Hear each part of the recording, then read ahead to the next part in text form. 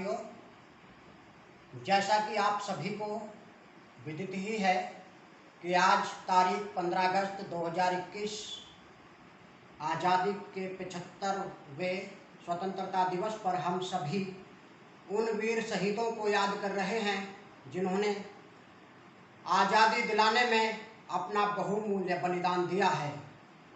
आज उन सभी को याद करने का दिन है जो आज़ादी के बाद के देश में किस प्रकार से लोग रहें, कैसे वातावरण वो लोग अपने बीच में स्थापित कर सकें, उसकी कल्पना करते हुए वीर गति को प्राप्त हुए, उन सभी को याद करने का दिन है, जिनमें भगत सिंह, सुखदेव, राजगुरु, चंद्रशेखर आज़ाद जी, नेताजी, बापू जी, चाचा नेहरू जी, अनेक नाम हैं। प्रथम स्वतंत्रता संग्राम 1857 में जिस प्रकार का भारत में समन्वय हमको देखने को मिला वो लाजवाब है। वर्तमान में हमारे देश के चारों ओर जो सेनाएं हैं, जो 24 घंटे सर्दी, गर्मी, वर्षा किसी भी मौसम में हमेशा तत्पर रहती हैं, आज उन सबको सलाम करने का दिन है। आज ये दिन हमें याद दिलाता है कि कुछ याद उन्हें भी कर लो जो लौट के घर ना आए। तो इसी कड़ी में हम हरिओम पुआर जी जो कवि हैं, उनके द्वारा एक कविता लिखी गई है सैनिकों के सम्मान में, तो वही मैं सुनाने जा रहा हूँ। इसको कोई भी मेरी कविता ना माने, उन्होंने ही लिखी है और मैंने याद किया है इसको, और मैं अब आप सभी के समक्ष सुनाने जा रहा हूँ। आप सभी को अच्छी लगेगी ऐसी मैं उम्मीद करता हूँ।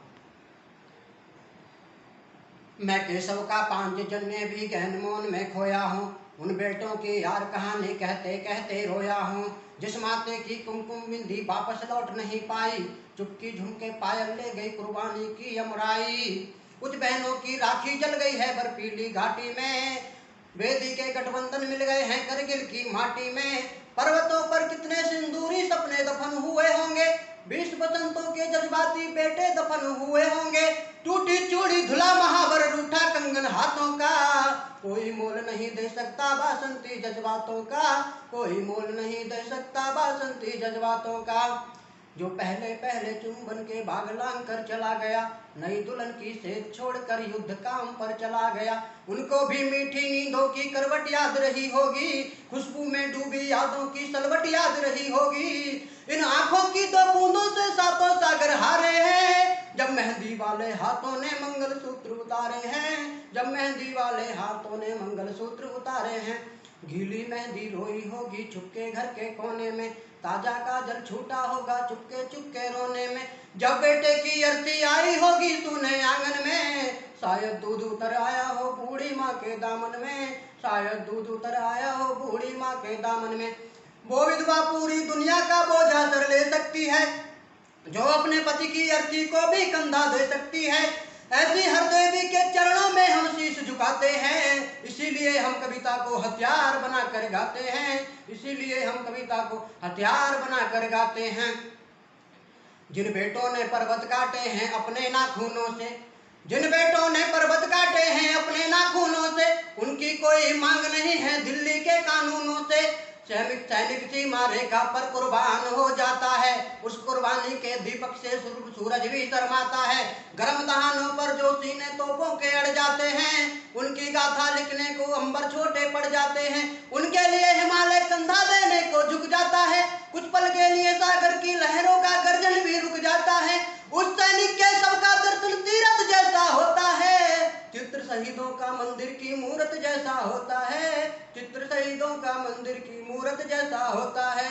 क्या ये देश उन्हीं का है जो सीमा पर मर जाते हैं, अपना लहू बहाकर टीका सरहद पर कर जाते हैं।